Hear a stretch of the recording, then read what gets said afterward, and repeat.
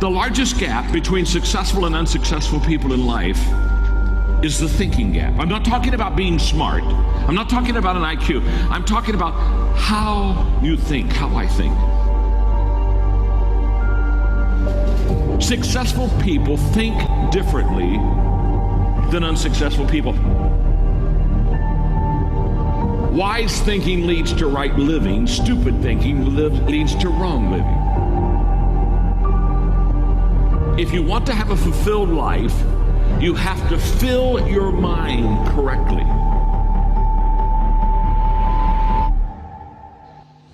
Right now, you need to focus on today.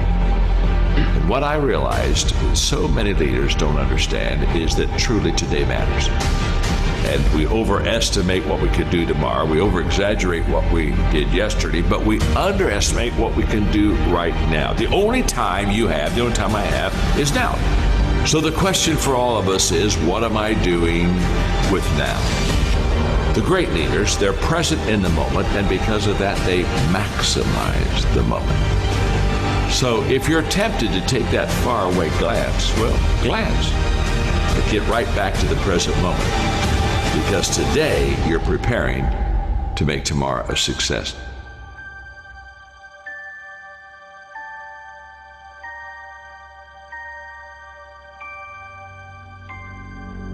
Well, we all want to be motivated, and yet so many times we fail to find the secret of motivation, and so let me give it to you quickly. Just do it. Motivation is not the cause of action, it's the byproduct of action. There's a lot of difference. If I think motivation is the cause of my action, then I'm going to wait to be motivated before I do something. But if I realize it's the byproduct of my action, then I'll start doing something. And then guess what? Motivation will come up and zap you, and all of a sudden you feel good and you're glad you're doing it. And you're saying, wow, this is truly wonderful. So let it be the byproduct of your life. Don't let it be the foundation for the actions that you take in your life. Nothing comes to you until you commit yourself.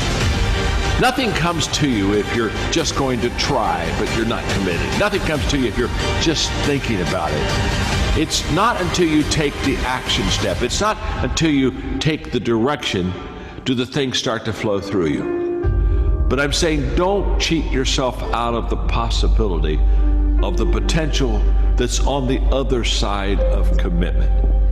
Stay with it long enough to find out if there's any fruit in it. You can do goal setting with a pencil, but you have to do goal getting with your legs. You got to take action. And it's the action that separates us. The greatest gap in this world is the gap between knowing and doing. Knowing is goal setting. Doing, now that's goal achievement. People that are knowledgeable about habits say that it takes 30 days for a habit to become a habit. Now, habits can be good and habits can be bad. So over a period of time, you can either be developing habits that are going to help you, or you can be developing habits that are going to hurt you. People that grow develop habits that help them. The great value of a good habit is you don't have to think about it. That's why it's a habit. In other words, once you begin to, over days and times and periods, begin to practice something that is good, after a while it becomes automatic to you. It becomes who you are. In fact, I always tell people, practice a good habit long enough to make it yours. And once it's yours, now it's automatic. Every day, you'll do what you should do. Often I have the expression that everything worthwhile is uphill. That's a fact. You've never heard someone talk about accidental achievements. You've never heard someone that got to the top of the mountain and somebody asked them, how did you get there? Kind of look confused and say, I have no idea. They know how they got there. The reason they know how they got there is because they had to walk all the way up the mountain. Nobody lifted them. There were no shortcuts. There's not an elevator. There's not an escalator. It's all effort that gets you to the top of the mountain. What I want you to understand is that inspiration does a lot better when it's coupled with perspiration. There are a whole lot of people, they want to be inspired in great things, but they don't want to do the hard work to achieve those great things. It's not either or, it's both and. So I really trust today that you will just kind of roll up your sleeves, look at something you haven't tackled for a while, dive in. You'll be amazed that once after you do the work, you get inspired. Don't wait to get inspired before you do the work.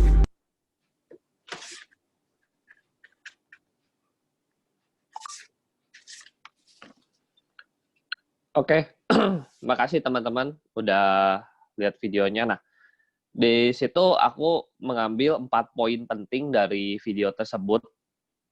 Satu, bahwa pemikiran orang sukses itu akan berbeda dari pemikiran-pemikiran orang pada umumnya. Maksudnya apa sih? Karena pada orang sukses itu pasti mereka akan mengisi pemikiran-pemikiran mereka akan hal-hal yang positif juga. Nah, akibat dari pemikiran yang mereka dapatkan positif, maka hasilnya juga akan positif. Nah, dengan mereka menggunakan hal-hal positif itu dari pemikiran mereka, mereka terlatih untuk fokus. Nah, di poin kedua ini, itu adalah fokus. Maksudnya apa, teman-teman? Fokus di sini berarti teman-teman harus memfokuskan aktivitas pada hari ini.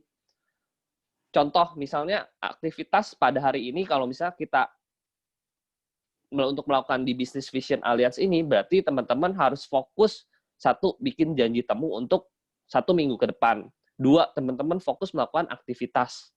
Nah, fokus tersebut akan yang namanya melahirkan sebuah aktivitas. Dan di video ini juga, di poin yang ketiga, ternyata kita jangan termotivasi dulu, baru kita melakukan aktivitas, tapi kita aktivitas dulu. Nanti bonusnya adalah motivasi dan inspirasi. Nah, contoh misalnya yang sering dikatakan oleh Ko Richard, aktivitas itu sangat penting sekali. Kalau menurut saya sangat-sangat penting sekali, makanya saya benar-benar sudah mulai untuk memfokuskan pada aktivitas, karena kenapa?